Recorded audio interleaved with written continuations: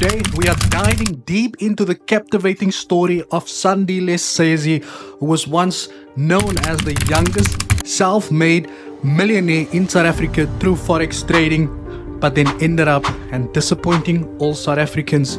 Today, we're going to talk about the dramatic turn in Sandile Shezi's life, who went from the youngest millionaire in South Africa to later on being accused by fraud and legal battles. So without any further ado, let's get straight into it. And before I continue, I want to thank our lovely sponsor, that is HFM. This is your moment. Win a 2025 Mercedes C-Class. Explore the markets with a top-tier trading setup. 10 chances to grab the latest iPhone. Trade and earn points for the lucky draws. This is Africa's time to shine. Join the action now and trade your way to glory. Now, Sandile Shezi was a very good example of what success looks like, especially for a young gentleman coming from humble beginnings. Now, Sandile Shezi came out of nowhere claiming that he made millions and millions and millions through speculating in the forex market. He also was the owner, or is still the owner, of a company called GFI, Global Forex Institute, which was a company who promised to teach ordinary South Africans how to achieve financial freedom. Now, the term financial freedom is something that we've heard before, where they make a reference to teaching people how to trade and teaching them how they can make lots of money throughout the forex market. Now, Sandile Shezi sounds like the typical day that you see nowadays, right? His story is very interesting. He used to talk about how he was doing odd jobs. He would take the money, put it in the forex market or invest it. Then he would turn small amounts into big amounts. You guys remember flipping 100 into a mil. He also built a very big audience. Now, the way the audience was built is very simple. He used to flash very expensive cars, luxury lives, showing people how he traveled the world, and through that he obviously built a very big audience. He also held certain events on the other side of the world, and he became a symbol of what people like myself would look up to as proof that you can actually make money in the forex market if you have the right knowledge and the right determination. Right? We know that, right? Every strategy you learn is a new strategy.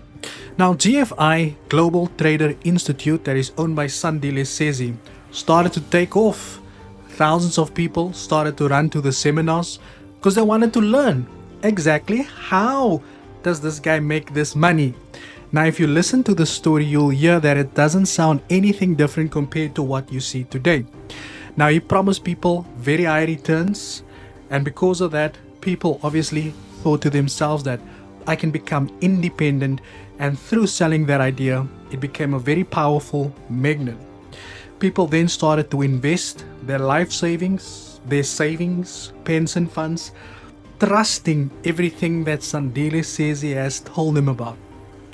Now, Sandile Shezi said that he's not only a trader, but he's also an educator, and his main purpose was to basically empower anybody who think that you cannot make money through speculating in the forex market.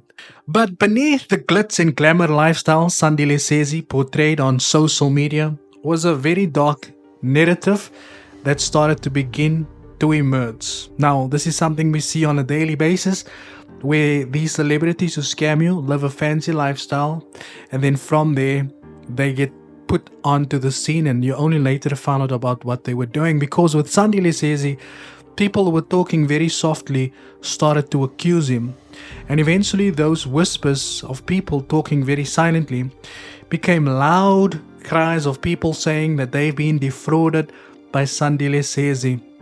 Now you ask yourself, the same guy who has preached to say that he is here to empower masses is now scamming people? Now, the first cracks in the Sandile story started to appear in 2021. Now, you remember the investors that flocked to GFI when it took off? Those same investors said that their money never got returned, number one, and their investment also never got doubled as Sandile Shezi said he would do it. And it was at this moment that the self-proclaimed millionaire suddenly started to face legal challenges. Now, in October of 2021, a warrant of arrest was issued for Sandile Shezi, where subsequently already handed himself over to the police, facing multiple charges of fraud. And this was just the beginning of many arrests and court appearances, and where Sandile Shezi will no longer be traveling the world. Now, one of the biggest prominent cases that was involved in the Sandile Shezi case was a school principal who took his retired pension fund of 1.2 million, invested it with Sandile Shezi, and he allegedly claimed that he had lost the entire 1.2 million. Another investor came forward saying that they've lost 600,000, and the weird part about this is that the guy who invested 600,000 thought he was going to get these big returns back, which he didn't. But then his business partner, the guy who lost 600,000's business partner, then accused him of defrauding them of 500,000 rand. And this is another good example where you do not take other people's money to go put it into an investment that you know cannot materialize, or when the proof was not there. So while Sandile Shezi was in court battling how he was going to repay the principal 1.2 million and the other investor another 600,000, the FSCA was also busy investigating another company where he was a director in, called iTrade FX Live, and they imposed a 1 million administrative penalty for contravening the FASE Act, because they also found that even that company weren't as legitimate as Sandile said it was. And because he was listed as a director of the company, he was also there suffering the consequences for paying the 1 million rand administrative penalty. Now, while Sandile Shezi was on bail, his legal troubles continued. He was still facing rearrest for the fact that he failed to pay back all of these investors, right? Now, there was multiple warrants reissued for him because he would not show up to court.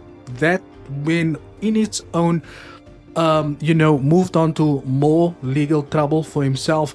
But the saddest part about this entire story is that Sandile Mkhize, his wife, was also later arrested for fraud and money laundering in connection with the investment scheme.